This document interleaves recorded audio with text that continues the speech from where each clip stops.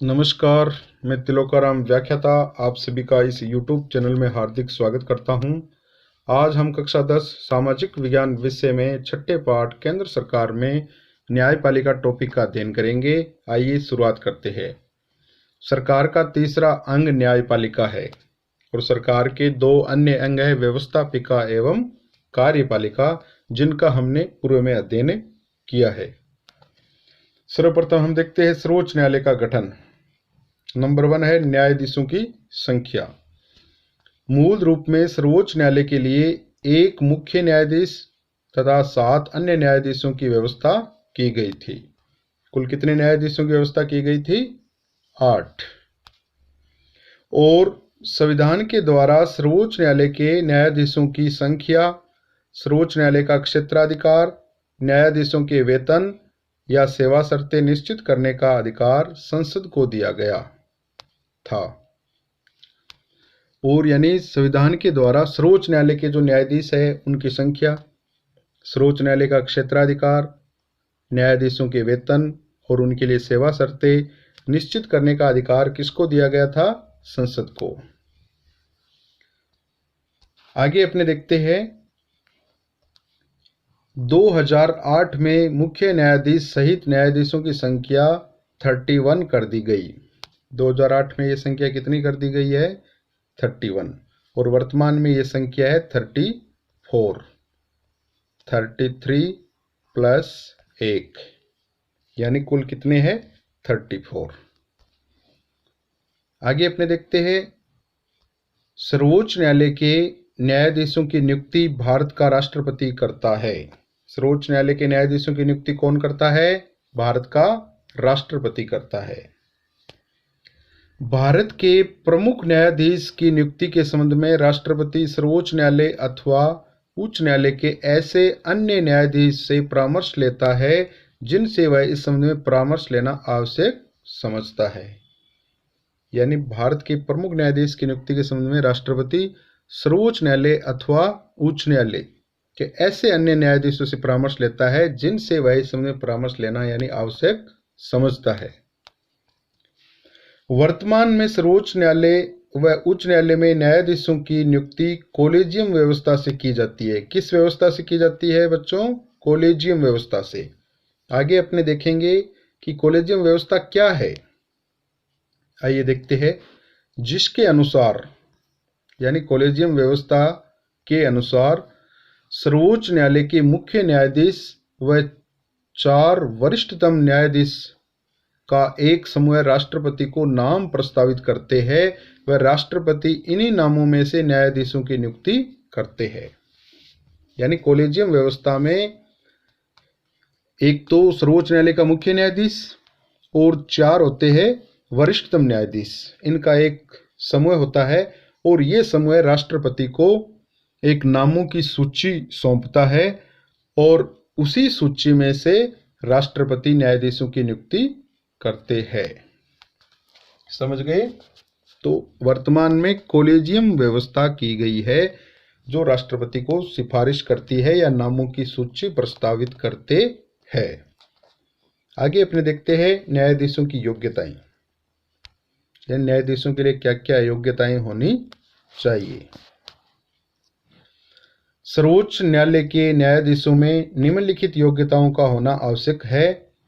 1 number है वह भारत का नागरिक हो, यानी भारत का नागरिक होना चाहिए। आगे है 2 नंबर, वह किसी उच्च न्यायालय अथवा 2 या 2 से अधिक न्यायालयों में लगातार कम से कम 5 वर्ष तक न्यायाधीश के रूप में कार्य कर चुका हो। यानी वह किसी हाईकोर्ट में, किसी एक हाईकोर्ट में या अन्य हाईकोर्ट में लगातार कितने समय तक? 5 वर्ष तक न्यायाधीश के रूप में कार्य कर चुका हो। कितने वर्ष का अनुभव होना चाहिए उच्च न्यायालयों में कार्य करने का? 5 वर्ष का, यानी 5 वर्ष तक न्यायाधीश रह चुका हो।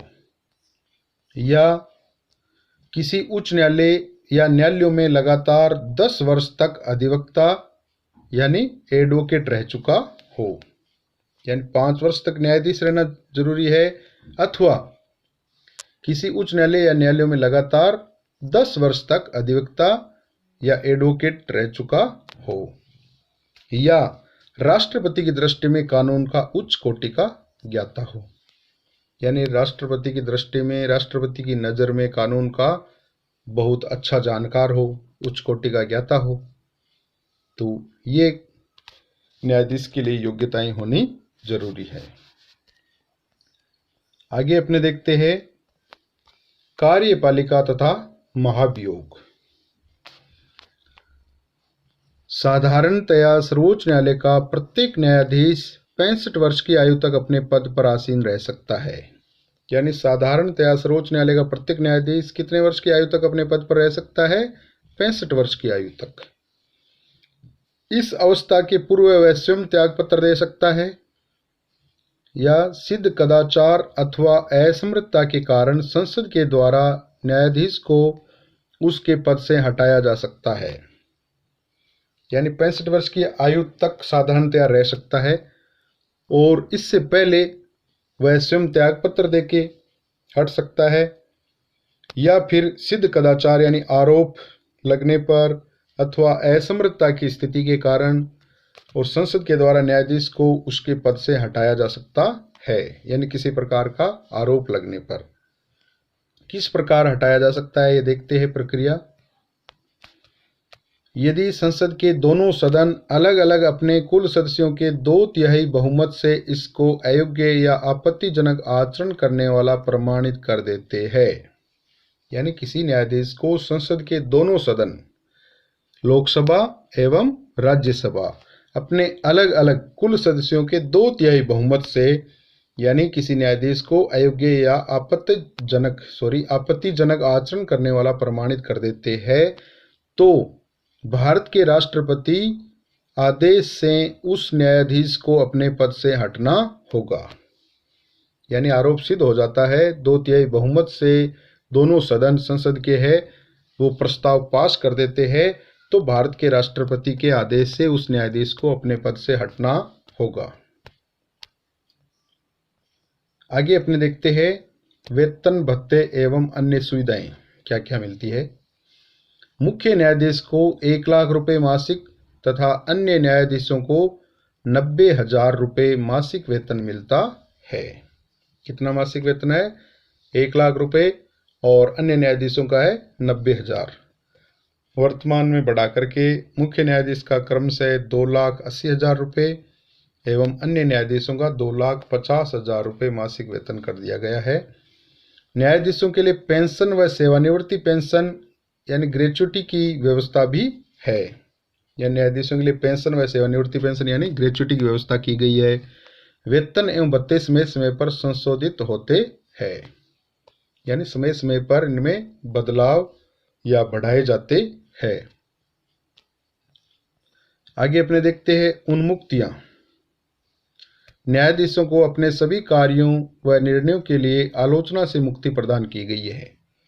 यानी न्यायाधीशों के कार्य और निर्णय की आलोचना नहीं की जा सकती है। नेक्स्ट है न्यायालय का मुख्य स्थान। अनुच्छेद 130 के अनुसार सर्वोच्च न्यायालय का प्रधान कार्यालय दिल्ली में है। तो बच्चों, सर्वोच्च न्यायालय का प्रधान कार्यालय कहाँ है? सुप्रीम कोर्ट का प्रधान कार्यालय कहाँ है? दिल्ली में है। आगे अपने देखते हैं न्यायाधीशों पर प्रतिबंध। न्यायाधीशों पर क्या क्या प्रतिबंध है? संविधान में यह निश्चित किया गया है कि जो व्यक्ति भारत के सर्वोच्च न्यायालय में न्यायाधीश रह चुके हैं, वे पद से निवृत्ति के बाद भारत में किसी न्यायालय या किसी भी अधिकारी के सामने वकालत नहीं कर सकते हैं। यानी क्या प्रतिबंध लगाया गया है कि सर्वोच्च न्यायालय में जो न्यायाधीश के पद पर रह चुके हैं, वह व्यक्ति सेवानिवृत्त हो जाता है अपने पद से, तो उसके बाद भारत में किसी न्यायालय या किसी भी अधिकारी के सामने वकालत नहीं कर सकते हैं। आगे देखते हैं सर्वोच्च न्यायालय का क्षेत्राधिकार या शक्तियां तथा कार्य क्या क्या है। भारतीय संविधान के द्वारा सर्वोच्च न्यायालय को बहुत अधिक व्यापक क्षेत्राधिकार प्रदान किया गया है, जिसका अध्ययन निम्नलिखित रूपों में किया जा सकता है। 1 नंबर देखते हैं प्रारंभिक क्षेत्राधिकार। सर्वोच्च न्यायालय के प्रारंभिक क्षेत्राधिकार को निम्नलिखित 2 वर्गों में रखा जा सकता है। तो पहला है प्रारंभिक एकमेव क्षेत्राधिकार। प्रारंभिक एकमेव क्षेत्राधिकार का आशय उन विवादों से है जिनकी सुनवाई केवल भारत के सर्वोच्च न्यायालय द्वारा ही की जा सकती है। यानी प्रारंभिक एकमेव क्षेत्राधिकार से आशय कौन से विवादों से है, यानी जिनकी सुनवाई केवल भारत के सर्वोच्च न्यायालय द्वारा ही की जा सकती है, अन्य न्यायालय जिन विवादों की सुनवाई नहीं कर सकते हैं। सर्वोच्च न्यायालय के प्रारंभिक एकमेव क्षेत्राधिकार के अंतर्गत निम्न विषय आते हैं। आइए देखते हैं। भारत सरकार तथा एक या एक से अधिक राज्यों के बीच विवाद, यानी भारत सरकार एक तरफ तथा एक या एक से अधिक राज्यों के बीच में कोई विवाद हो जाए, केंद्र सरकार के बीच में और राज्यों के बीच में कोई विवाद हो तो उनकी सुनवाई भी कहाँ होगी? सुप्रीम कोर्ट में होगी। आगे, भारत सरकार संघ का कोई राज्य या राज्यों तथा एक या अधिक राज्यों के बीच विवाद, यानी भारत सरकार संघ का कोई भी राज्य या राज्यों तथा एक या अधिक राज्यों के बीच कोई विवाद हो तो उसकी सुनवाई भी कहाँ होगी? सुप्रीम कोर्ट में होगी। आगे, दो या दो से अधिक राज्यों के बीच संवैधानिक विषयों के संबंध में उत्पन्न कोई विवाद, यानी दो या दो से अधिक राज्यों के बीच में संवैधानिक विषयों से संबंधित कोई विवाद उत्पन्न हो गया है तो उसकी सुनवाई भी कहाँ होगी? सुप्रीम कोर्ट में होगी। आगे देखते हैं प्रारंभिक समवर्ती क्षेत्राधिकार। प्रारंभिक समवर्ती क्षेत्राधिकार यानी संविधान द्वारा प्रदत्त मौलिक अधिकारों को लागू करने के संबंध में सर्वोच्च न्यायालय के साथ साथ उच्च न्यायालय को भी अधिकार प्रदान किया गया है। यानी संविधान द्वारा हमें जो मौलिक अधिकार दिए गए हैं, जो वर्तमान में अभी 6 है, तो उन अधिकारों को लागू करने के संबंध में सर्वोच्च न्यायालय के साथ साथ उच्च न्यायालयों को भी अधिकार प्रदान किया गया है। अतः मौलिक अधिकारों के उल्लंघन से संबंधित जो विवाद है वे चाहे तो पहले किसी राज्य के उच्च न्यायालय में और चाहे तो सीधे सर्वोच्च न्यायालय में उपस्थित किए जा सकते हैं। यानी मौलिक अधिकारों से या मौलिक अधिकारों के उल्लंघन से संबंधित जो विवाद है वे चाहे तो पहले किसी राज्य के उच्च न्यायालय या हाई कोर्ट में और चाहे तो सीधे सर्वोच्च न्यायालय या सुप्रीम कोर्ट में उपस्थित किए जा सकते हैं। आगे अपने देखते हैं अपीलीय क्षेत्राधिकार, यानी अपील करने से संबंधित निर्णय के विरुद्ध। सर्वोच्च न्यायालय को प्रारंभिक क्षेत्राधिकार के साथ साथ संविधान ने अपीलीय क्षेत्राधिकार भी प्रदान किया है और ये भारत का अंतिम अपीलीय न्यायालय है। भारत का अंतिम अपीलीय न्यायालय कौन सा है बच्चों? सुप्रीम कोर्ट, सर्वोच्च न्यायालय, उच्चतम न्यायालय, जो कहाँ है? दिल्ली में है। उसे समस्त राज्यों के उच्च न्यायालयों के निर्णय के विरुद्ध अपील सुनने का अधिकार है। यानी सुप्रीम कोर्ट को या सर्वोच्च न्यायालय को समस्त राज्यों के उच्च न्यायालयों के निर्णय के विरुद्ध अपील सुनने का अधिकार है। सर्वोच्च न्यायालय के अपीलीय क्षेत्राधिकार को निम्न 4 वर्गों में विभाजित किया जा सकता है: संवैधानिक, दीवानी, फौजदारी व विशिष्ट। आइए देखते हैं। तो पहला है संवैधानिक।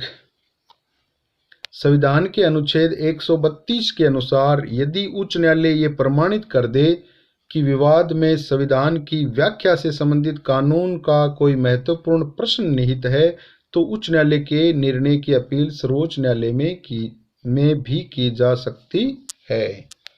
यानी संविधान के अनुच्छेद 132 के अनुसार उच्च न्यायालय, कोई भी हाई कोर्ट ये प्रमाणित कर दे कि विवाद में संविधान की व्याख्या से संबंधित कानून का कोई महत्वपूर्ण प्रश्न निहित है तो उच्च न्यायालय के निर्णय की अपील कहाँ की जा सकती है? सर्वोच्च न्यायालय में की जा सकती है। आगे है दीवानी। दीवानी यानी सिविल संबंधी, संपत्ति संबंधी विवाद आदि जो सिविल मामले हैं। इस संबंध में मूल संविधान के अंतर्गत ये व्यवस्था थी कि उच्च न्यायालय से सर्वोच्च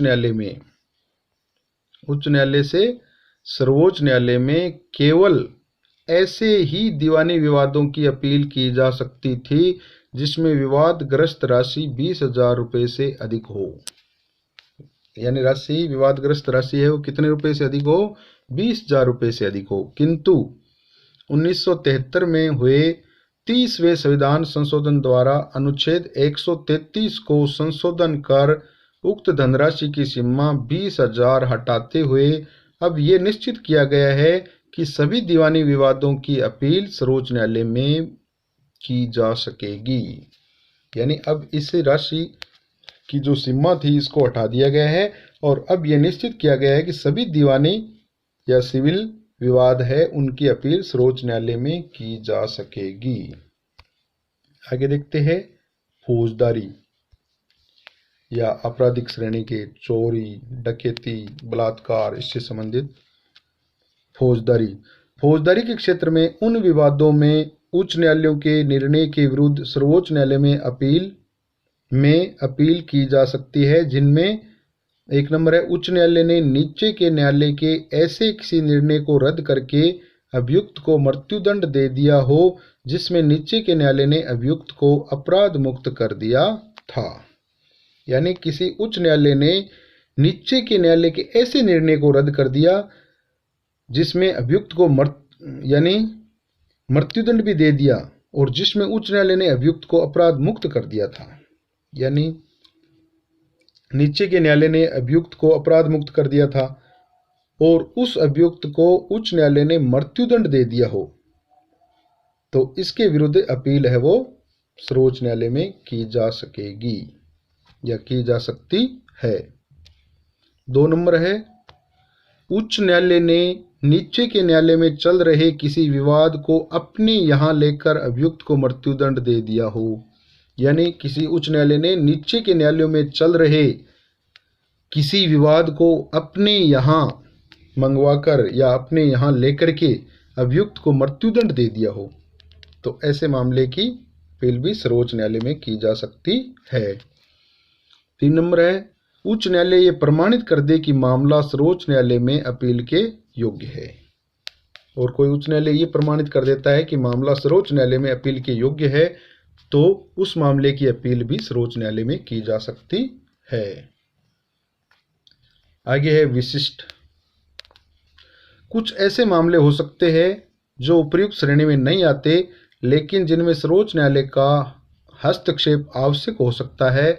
अतः अनुच्छेद 135 के अनुसार सर्वोच्च न्यायालय को अधिकार दिया गया है कि सैनिक न्यायालय को छोड़कर वह भारत के अन्य किसी न्यायालय अथवा न्याय मंडल ट्रिब्यूनल के निर्णय के विरुद्ध सर्वोच्च न्यायालय में अपील करने की अनुमति प्रदान करते हैं। यानी अनुच्छेद 135 के अनुसार सर्वोच्च न्यायालय को यह अधिकार दिया गया है कि सैनिक न्यायालय को छोड़ करके भारत के किसी भी न्यायालय अथवा न्याय मंडल के निर्णय के विरुद्ध सर्वोच्च न्यायालय में अपील करने की अनुमति प्रदान कर दे या कर सकता है। आगे है 3 नंबर है, अपील के लिए विशेष आज्ञा देने का अधिकार। संविधान के अनुच्छेद 136 के अनुसार सर्वोच्च न्यायालय को स्वयं भी यह अधिकार प्राप्त है कि वह सैनिक न्यायालय को छोड़कर भारत राज्य क्षेत्र के किसी भी न्यायालय या न्यायाधिकरण के निर्णय के विरुद्ध अपने यहाँ अपील की अनुमति दे सकता है। उसकी इस शक्ति पर कोई संवैधानिक प्रतिबंध नहीं है। यानी संविधान के अनुच्छेद 136 के अनुसार सर्वोच्च न्यायालय को स्वयं ये अधिकार प्राप्त है कि वह सैनिक न्यायालय को छोड़कर के भारत राज्य क्षेत्र के यानी किसी भी राज्य में न्यायालय या न्यायाधिकरण के निर्णय के विरुद्ध अपने यहाँ अपील की अनुमति दे सकता है और इस पर कोई संवैधानिक प्रतिबंध नहीं है। 4 नंबर है, परामर्श संबंधी क्षेत्राधिकार। संविधान ने सर्वोच्च न्यायालय को परामर्श संबंधी क्षेत्राधिकार भी प्रदान किया है। अनुच्छेद 143 के अनुसार यदि किसी समय राष्ट्रपति को प्रतीत हो कि विधि या तथ्य का कोई ऐसा प्रश्न पैदा हुआ है जो सार्वजनिक महत्व का है, तो वह उस प्रश्न पर सर्वोच्च न्यायालय का परामर्श मांग सकता है। यानी अनुच्छेद 143 के अनुसार यदि किसी समय राष्ट्रपति को यह लगता है या प्रतीत होता है कि विधि या तथ्य का कोई ऐसा प्रश्न पैदा हुआ है जो सार्वजनिक महत्व का है, तो वह उस प्रश्न पर सर्वोच्च न्यायालय का परामर्श मांग सकता है। कौन मांग सकता है? राष्ट्रपति। न्यायालय के परामर्श को स्वीकार या अस्वीकार करना राष्ट्रपति के विवेक पर निर्भर होगा। यानी न्यायालय ने जो परामर्श दिया है उसको स्वीकार करना या अस्वीकार करना, ये राष्ट्रपति के विवेक पर निर्भर है कि वो स्वीकार करता है या अस्वीकार करता है। 5 नंबर है अभिलेख न्यायालय, काफी इंपॉर्टेंट है। अनुच्छेद 129 सर्वोच्च न्यायालय को अभिलेख न्यायालय का स्थान प्रदान करता है। अभिलेख न्यायालय के 2 आशय है। प्रथम, इस न्यायालय के निर्णय सब जगह साक्ष्य के रूप में स्वीकार किए जाएंगे, यानी सभी जगह साक्ष्य के रूप में माने जाएंगे। सर्वोच्च न्यायालय के जो फैसले हैं उनको साक्ष्य के रूप में या नजीर के रूप में मानते हुए जो हाई कोर्ट आदि है या नीचे के न्यायालय है वो कोई भी फैसला दे सकते हैं। इन्हें किसी भी न्यायालय में प्रस्तुत किए जाने पर उनकी प्रामाणिकता के विषय में, यानी उनकी प्रामाणिकता के विषय में प्रश्न नहीं उठाया जाएगा, यानी कि जो है उनकी प्रामाणिकता के विषय में प्रश्न नहीं उठाया जाएगा। द्वितीय, इस न्यायालय के द्वारा न्यायालय अवमानना कंटेम्प्ट ऑफ कोर्ट के लिए किसी भी प्रकार का दंड दिया जा सकता है। 6 नंबर है मौलिक अधिकारों का रक्षक। मौलिक अधिकारों का रक्षक, हमारे जो 6 मौलिक अधिकार है तो उनका रक्षक। भारत का सर्वोच्च न्यायालय नागरिकों के मौलिक अधिकारों का रक्षक है।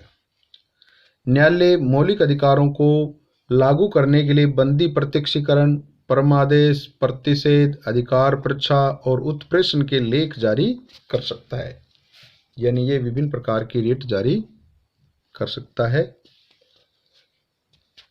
आगे है 7 नंबर है संविधान का संरक्षण, न्यायिक पुनर्विलोकन की शक्ति। संविधान का संरक्षण और न्यायिक पुनर्विलोकन की शक्ति। संविधान के द्वारा सर्वोच्च न्यायालय को संविधान के संरक्षण का कार्य भी प्रदान किया गया है, जिसका अर्थ यह है कि सर्वोच्च न्यायालय को कानूनों की वैधानिकता की जांच करने की शक्ति प्राप्त है। यानी संसद ने जो कानून बनाया है उसकी वैधानिकता की जांच करने की शक्ति प्राप्त है सर्वोच्च न्यायालय को। वो संविधान के विपरीत होने पर उनको सर्वोच्च न्यायालय अवैध घोषित कर सकता है। अनुच्छेद 131 और अनुच्छेद 132 सर्वोच्च न्यायालय को संघीय तथा राज्य सरकारों द्वारा निर्मित विधियों के पुनर्विलोकन का अधिकार देता है। यानी संविधान का अनुच्छेद 131 और 132 सर्वोच्च न्यायालय को संघीय यानी केंद्र सरकार तथा राज्य सरकारों द्वारा निर्मित विधियों या कानूनों के पुनर्विलोकन का अधिकार देता है। यदि संघीय संसद या राज्य विधानमंडल संविधान का अतिक्रमण करते हैं या मौलिक अधिकारों के विरुद्ध विधि का निर्माण करते हैं, तो संघीय संसद या राज्य विधानमंडल द्वारा निर्मित ऐसी विधि को सर्वोच्च न्यायालय अवैधानिक घोषित कर सकता है। काफी इंपॉर्टेंट है। यदि संघीय संसद या राज्य विधानमंडल संविधान का अतिक्रमण करते हैं या मौलिक अधिकारों के विरुद्ध विधि यानी कानून बनाते हैं, तो संघीय संसद या राज्य विधानमंडल द्वारा निर्मित ऐसी विधि को सर्वोच्च न्यायालय अवैधानिक घोषित कर सकता है। आगे है सर्वोच्च न्यायालय की इस शक्ति को न्यायिक पुनर्विलोकन की शक्ति कहा जाता है। तो काफी इंपॉर्टेंट है। न्यायिक पुनर्विलोकन किसे कहते हैं या न्यायिक पुनर्विलोकन की शक्ति क्या है? तो इसमें यानी केंद्र सरकार और राज्य सरकार द्वारा जो बनाए गए कानून है उनकी वैधानिकता की जांच कर सकता है सर्वोच्च न्यायालय। ये देख सकता है कि ये जो कानून बनाए गए हैं वो संविधान के विरुद्ध तो नहीं है, इसमें मौलिक अधिकारों आदि का उल्लंघन तो नहीं किया गया है। यदि ऐसा किया गया है तो उनको सर्वोच्च न्यायालय अवैध घोषित कर सकता है। तो धन्यवाद। आशा है आपके टॉपिक अच्छी तरह समझ में आया होगा। और चैनल को अभी तक सब्सक्राइब नहीं किया है तो सब्सक्राइब करें तथा वीडियो को लाइक एवं शेयर करें।